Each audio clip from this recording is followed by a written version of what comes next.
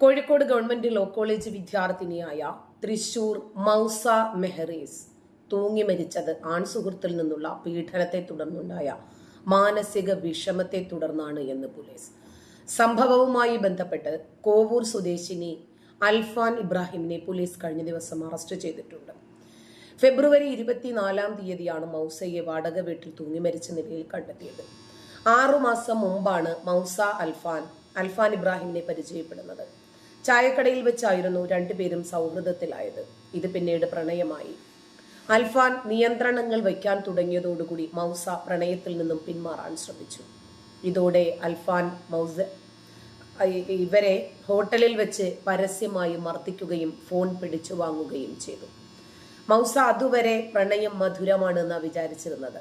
ഇതിനെ തുടർന്നുണ്ടായ മാനസിക വിഷമമാണ് അവരെ സ്വയം ജീവൻ ഒടുക്കുന്നതിലേക്ക് നയിച്ചത് എന്നാണ് പോലീസ് പറയുന്നത്.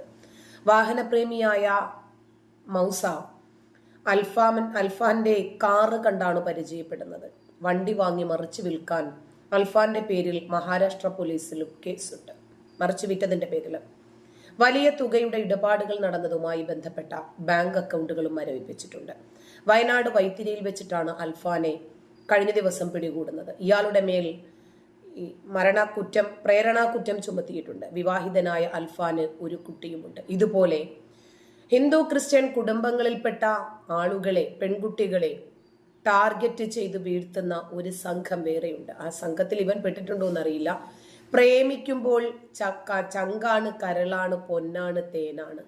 പ്രേമത്തിൽ കുടുങ്ങി എന്നറിയുമ്പോൾ പിന്നീടാണ് നിബന്ധനകളും നിയമങ്ങളും വെച്ച് തുടങ്ങുക. അതിലെ പെൺകുട്ടികൾ മൂക്കും കുത്തി വീഴും. ഇത്രയും അനുഭവങ്ങൾ ഉണ്ടായിട്ടും, ഇത്രയും അനുഭവ സാക്ഷ്യങ്ങൾ പല ആളുകളും ഹൃദയം തുറന്ന് പറഞ്ഞിട്ടും മനസ്സിലാക്കാതെ ഇനിയും ചെന്ന് ചാടിയാൽ എന്തോ ചെയ്യും?